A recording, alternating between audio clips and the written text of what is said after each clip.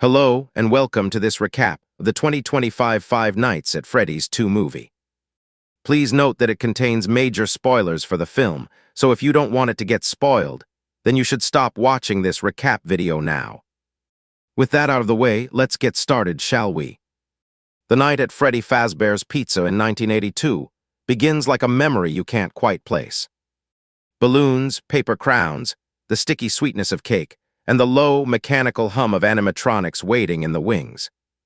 Charlotte is small and brave in that way children are. Sitting at the foot of the stage, eyes fixed on the stairs where the marionette is supposed to appear.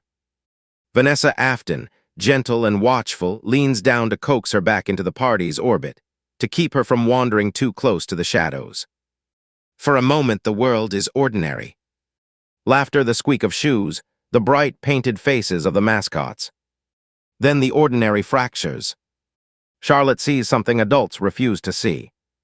In the dim corridor behind the stage, a figure in a yellow rabbit suit, William Afton, moves with a predator's casualness. He takes a boy by the hand and leads him away. Charlotte's voice tries to pull the adult's attention. Their eyes slide past her. Vanessa protests, but Charlotte follows anyway, the way a child follows a thread of wrongness she cannot name. The back rooms smell of grease and bleach. In the kitchen, the boy lies unconscious. William is at the sink, washing utensils as if nothing is wrong. That small, ordinary motion becomes Charlotte's only chance. When the man in the rabbit suit steps away, she acts. She lifts the boy, carries him out, and brings him back to the stage where the party is still going on. Her victory is immediate and terrible. William reappears like a shadow that has learned to move through doors. He chases Charlotte down a hallway while she is carrying the boy, and she runs with the speed of a child who has seen too much.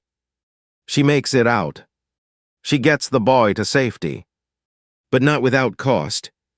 A blade, a flash of pain, and Charlotte collapses on the stage, her scream cutting through the party's noise. The boy is safe. Charlotte is not. She dies there in the light, and the trapdoor beneath the stage opens as if the building itself is swallowing the moment whole. The marionette emerges, silent and quiet, and carries Charlotte's small body.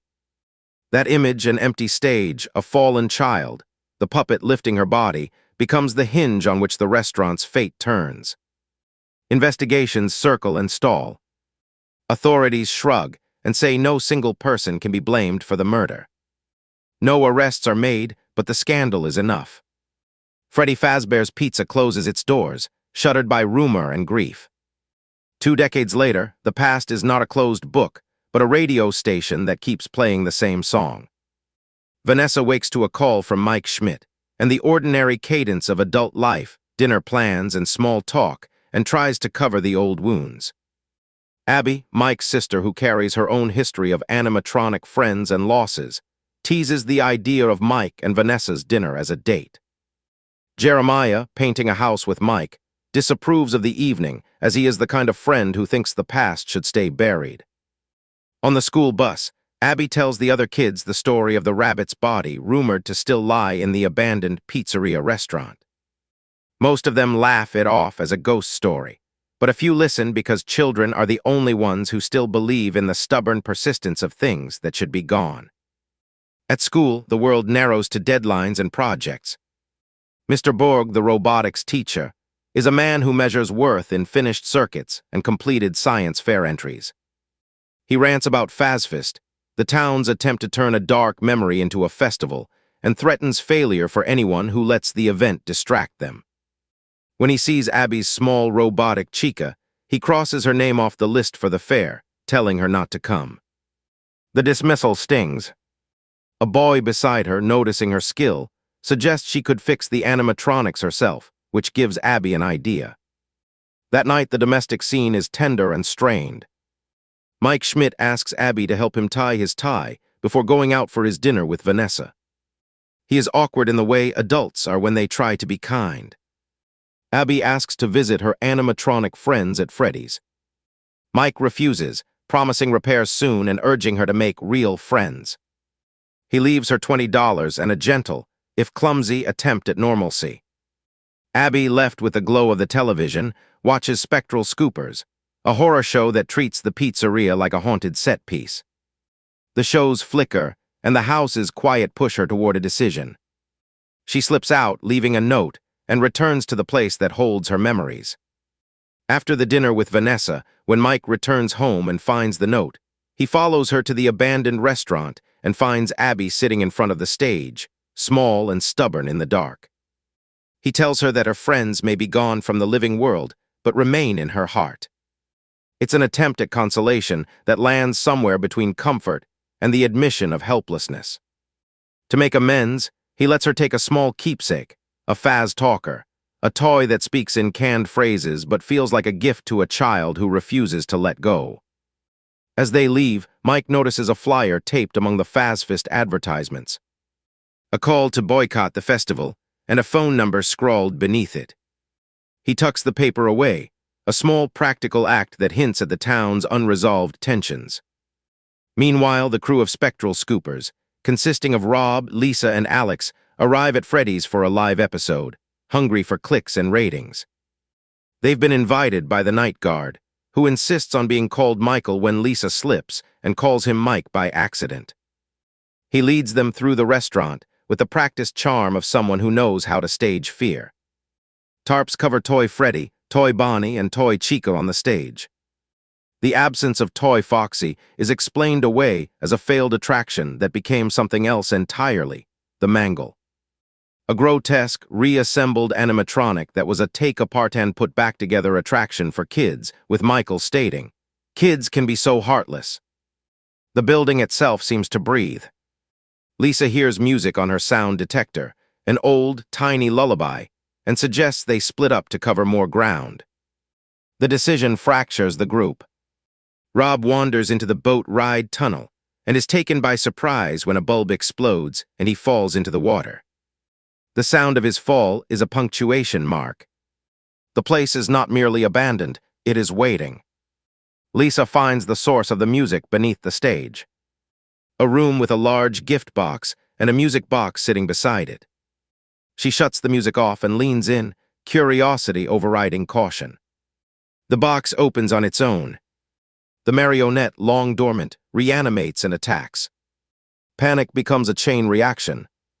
Alex hears her screams and rushes to help Lisa, but Michael, who had been smiling in a way that does not reach his eyes, does nothing to stop what follows after Alex yells at him and says, "What did you do to her?" to Michael. And then it happens. The Mangle, a tangle of metal and teeth, snatches Alex with brutal efficiency. His body is torn and dropped, the camera capturing a single terrible hand. Rob, hearing splashing, turns to see the final marionette doll, after they have all disappeared, dropping into the water. He is dragged down, their tiny faces blank and relentless, and the sound of his screams is swallowed by the pool as he is drowned. When Michael finally goes downstairs, he finds Lisa possessed by the marionette. The spirit animating her is Charlotte, the child who died on the stage decades earlier. The possession is not gentle, it is a reclamation. Lisa, no longer herself, charges at Michael. He runs. He makes it out of Freddy's, breathless and grinning with a smile that is all teeth and no warmth. As he steps into the night, he says, "Welcome back, Charlotte," a line that lands like a benediction and a threat at once. The words hang in the air, and the restaurant behind him seems to exhale, as if something long held in the dark has finally been let loose. The morning after the Spectral Scoopers massacre, Mike's house feels like a place where the air itself is holding its breath. Abby sits at the kitchen table with her science fair project spread out in front of her. Mike watches from the doorway, helpless in the way adults are when the past has lodged itself in a child's chest. He wants to fix things for her, to promise that the animatronics will be repaired and the ghosts will stay buried, but he has no map for how to do that. So he does what he can. Small kindnesses, a breakfast, a tie straightened for a dinner he hopes will feel normal. Vanessa's day is a different kind of experience. In a crowded workout class, she is suddenly back in the corridor of her childhood. Only this time the corridor is alive with menace. William Afton's spring Bonnie suit fills her vision, a grotesque, familiar silhouette that moves with the intimacy of a memory that refuses to die. She bolts into a changing room and, in the panic of it, points her gun at a startled patron. The world narrows to the pulse in her wrist and the echo of a laugh that should not be there. At home, she tries to armor herself against the past. She gathers her father's things into boxes, tapes the windows shut, and speaks aloud to the empty house, telling the man who haunts her that she no longer needs him. The confrontation is a trap. In a vision, William chases her down the stairs, whispering possessive words, "You'll always be mine, you're my favorite." And she runs until she finds herself in the memory of a child hiding in a closet in William's workshop, watching circus baby's eyes glow in the dim. The dream ends with a shot fired, a man falling from a railing, and Vanessa waking with the taste of iron in her mouth and the certainty that the past is not done with her. That night, while the town sleeps, Abby's Faz talker buzzes with a message that reads like a dare and a promise. Toy Chica wants help and gives the address of the original Freddy's. Abby slips out into the dark and heads to the location with the Faz talker guiding her in her bike's basket. The pizzeria is a husk of banners and dust, but when Toy Chica appears on the stage, the reunion is immediate and tender, an old friend returned. Toy Chica helps Abby finish the science project, lending mechanical precision to a child's imagination until the final piece clicks into place. In the morning, Vanessa hears the Faz talker chattering in Abby's room and finds the girl radiant with triumph. Abby explains, breathless, how she did it. Vanessa's confusion turns to alarm when Abby describes the original Freddy's location with a specificity that makes the hair on Vanessa's arms stand up. Mike arrives with breakfast and reveals he learned about Charlotte from the number on a flyer he found at Freddy's. Vanessa's frustration with his casualness is a quiet, simmering thing. She knows the danger, and Mike still treats it like a story. On the day of the science fair, Mike detours to Henry Emily's house. Henry is a man hollowed out by grief. He has plastered boycott flyers across town because he cannot accept that his daughter's death was an accident. He believes it was murder, and his anger has hardened into a campaign. From him, Mike learns about the river rides at the original Freddy's location, and in a gesture that feels like passing a torch, Henry gives Mike Charlotte's music box, the tiny thing that once kept the marionette's spirit at bay. Vanessa goes to the old pizzeria and finds the music box still, but its mechanism has been stopped. The silence is a wound. She realizes Charlotte has awakened, and in a moment of terrible clarity tries to speak to the child's spirit. Charlotte does not listen to reason. She lashes out, and Vanessa is attacked. Back at school, Mr. Berg performs a petty cruelty. He, accidentally, drops Abby's project, shattering it into pieces in front of the other students. The humiliation sends Abby pedaling straight to Freddy's, where she finds Toy Chica waiting and Charlotte's presence humming through the animatronics circuits. Charlotte, who remembers being ignored and betrayed, offers Abby a bargain. Make the animatronics your science project and help them leave, and they will be your friends again. The price is a password, an override that will lift the restriction keeping the animatronics trapped. Vanessa is forced into a nightmare calculus. Charlotte watches her through cameras and threatens to kill Abby through Toy Chica, and Vanessa, desperate to protect the child she has come to care for, gives up the code. The moment Abby types it in, the locks click open. The animatronics step out of the dark and into the world. A taxi driver's incredulous stare becomes a small, comic beat as Toy Chica climbs into the back seat with Abby and rides to the science fair with her, with the taxi driver saying he should get a new job and that it's too weird for him. Abby walks into the gym with her friend at her side, unaware of the full cost of what she has done. Mike, finally connecting the dots from Vanessa's morning warning and the flyer he found, returns to the original location alone. He slips through a back room where the withered animatronics, prototype versions of Freddy, Bonnie, Chica, and Foxy, stand like broken sentinels. The scene is worse than he imagined. Lisa's body lies where the marionette left it, a grim proof of the danger that has been unleashed. He finds Vanessa tied up and rescues her, and she tells him the truth in a voice that is both accusation and plea. Charlotte is not a monster. She is a child who was failed by the adults who could have saved her. Her revenge is aimed at those parents, and the only way to stop her is to reach the control center and re-enable the system restriction that will cut off the wireless signal animating the animatronics. Their escape is a gauntlet. Balloon Boy nearly slices Mike with a spinning propeller hat in the boat rides water, a moment that is more terror than spectacle. They stagger into the security office, and Mike begins the technical work of reactivating the restriction, while Vanessa leaves and goes to search for Abby, not knowing the danger she is in. At the science fair, Toy Chica is a sensation, until Mr. Borg, still bitter and dismissive, calls the animatronic a fraud and insists she is nothing more than a person in a suit, and tells Abby to take her freak show friend out of the fair now. Charlotte's revenge is precise and merciless. After Toy Chica tells Abby she wants to see what's in Mr. Berg's head, she enters a quiet part of the school and chases Mr. Berg, with Toy Chica killing him after he is cornered in an empty dark room, crushing his head in a moment that is brutal and violent, leaving his broken glasses and a smear of blood as the only punctuation to the violence.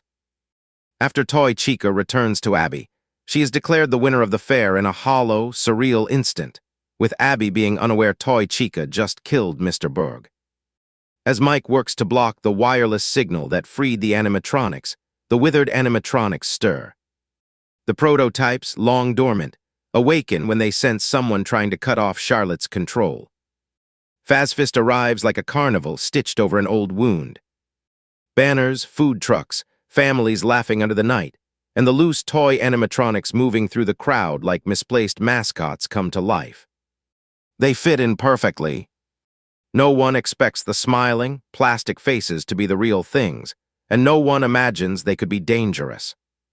The festival's cheer becomes a camouflage for something far darker, and the town's attempt to celebrate its past only makes it easier for the past to walk among them. Vanessa's escape from the pizzeria has not freed her from violence. While driving through town, she is ambushed by the Mangle, a twisted, reassembled thing that attacks her car with ferocity. Metal claws rake the paint, glass shatters, and for a moment it seems the machine will tear her from the road. Elsewhere, Toy Freddy and Toy Bonnie drift into quiet neighborhoods, peering through windows and testing the edges of normal life. Toy Freddy is about to strike a couple in their home when Vanessa, bleeding and furious, slams her brakes with a desperate, perfect timing. The sudden stop launches the Mangle through a house window and into Toy Freddy. The collision collapses Toy Freddy and spares the couple. It's a chaotic, cinematic rescue. Brutal, messy, and human in its improvisation. Mike, working frantically from the security office, manages to shut down the wireless signal that has been animating the toy animatronics. For a heartbeat, the town breathes easier. The machines go still, their menace paused. But the victory is partial. One signal finds its way to Mike's house. Toy Chica, carrying an exhausted Abby like a child cradling a friend, arrives at the Schmidt home and begins to fail. Her servos stutter, her voice glitches, and cracks spider across her painted face. When Toy Chica's chest finally splits open, the marionette Charlotte bursts free from the animatronic's hollow body like a thing that has been waiting for release. She lunges at Abby, and in a moment that is both tender and terrifying, possesses the girl to restore the wireless signal and call the others back to life. Vanessa tries to race to Mike's house, but the damage from the Mangle has left her car dead on the roadside. Jeremiah, who has been a steady if skeptical presence, finds her stranded and offers help. The small kindness is a human counterpoint to the mechanical horrors that have been unleashed, but it cannot undo what has already been set in motion. Mike realizes that brute force and circuitry won't be enough to stop Charlotte. The marionette is not merely a machine. She is a child with a grievance, and the only thing that might reach her is the thing she once loved. He returns to the Freddy's Pizzeria location, where he once worked, and calls to the spirits of the children who have been trapped in metal for decades, asking them for help. Back at the Schmidt house, Vanessa confronts the worst of her fears. Abby, possessed by the marionette, moves with a voice that is not her own. The struggle to free Mike's sister is wrenching. Mike arrives in time, music box in hand.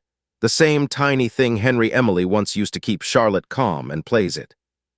The lullaby works. Charlotte's fury softens, and she releases Abby. The moment is fragile. A child freed by a child's song. All of a sudden, Michael, who has been operating in the shadows, appears in the room and reveals himself not as an ally but as Vanessa's brother and William Afton's son, the infamous Michael Afton. His shocking reveal is a cold, deliberate thing. He intends to continue his father's legacy. He has used Fazfist as a stage for a massacre, and he announces his plan with a line that chills the room. Half of this town will be dead by morning. The revelation reframes everything. The smiling man who once seemed helpful is now the architect of the carnage. Michael orders the toy animatronics to kill Abby, Vanessa, and Mike, and break their bones when Vanessa refuses to join him. The command turns the festival into a battlefield. But the plan suddenly collapses.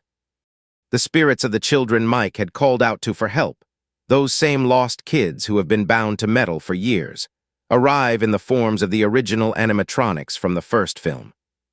They move with purpose and destroy the toy animatronics Michael controls, ripping apart the puppets of his plan.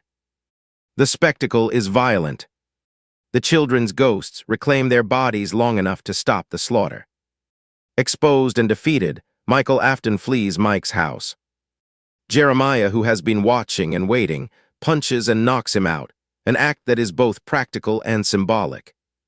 The toy animatronics fall lifeless, their circuits cut, their bodies collapsing into the dust. As the machines go quiet, the leader of the missing children steps forward to speak. In a moment that is a sad farewell, the ghost child tells Mike and Abby that they can now move on to the afterlife. The ghost children are finally able to leave the world that trapped them, and their departure will finally put their souls to rest. Before they go, the leader offers a last, human plea: live your life. The spirits urge the Schmidt siblings to give the living world another chance and encourage Abby to embrace the life she still has. It is a tender, almost parental moment amid the wreckage. As the children prepare to move on, one of them, who had once possessed an original animatronic, warns Mike that someone will get out and be stronger than before, and that they won't be able to hold him back anymore. Mike doesn't understand the warning in the moment, but it implies the thing they feared the most may not be gone. Outside, the aftermath is messy and unresolved. Michael Afton is not where he was left. He has vanished, implying escape. Mike and Abby leave with Jeremiah, shaken and changed. Mike, feeling betrayed by Vanessa's secrecy about her brother, tells her to keep her distance. An angry human reaction that fractures the fragile alliances the night had forged. As they drive away, Vanessa watches them go, and the film gives the audience one last, cold twist. Charlotte, as the marionette, slips up behind Vanessa and possesses her. The cycle of possession and grief continues, and the movie ends on a note that is both tragic and inevitable. In the mid-credits scene, 3 young men break into Freddy Fazbear's Pizza during a storm, hunting for authentic props to sell or display. They find a secret back room, and beneath dust and plastic, the Spring Bonnie animatronic, which is an authentic Springlock suit that none of them understands, which they call finding a real one, and unknown to them, contains William Afton's decaying remains inside of it, hence the horrible smell they complain about. They wrap it in plastic and plan to haul it away, a trophy of nostalgia. But while they step out to fetch a dolly, one of the suit's eyes flickers on and glows, a small, terrible sign that something has awakened. The suit's eye then brightens into the same malevolent light fans we'll recognize from Springtrap. William Afton's spirit, no longer held back, returns in that moment, taking possession of the decayed Spring Bonnie suit and hints at a future in which he will rise again as Springtrap. The scene is a setup for a third film, a promise that the horror is not finished. The end credits carry one final chill. Henry Emily calls Mike, his voice urgent and ragged, confirming his identity as the former business partner of William Afton. He tries to warn Mike that Charlotte is still out there and that she will be coming for him. The call ends with a scream, and the film closes on the sound of terror, which makes it clear that the spectral vengeance will continue in future Five Nights at Freddy's movies. Thanks for listening to this movie recap of the Five Nights at Freddy's 2 movie, and what did you think of this film? See you in the next movie recap.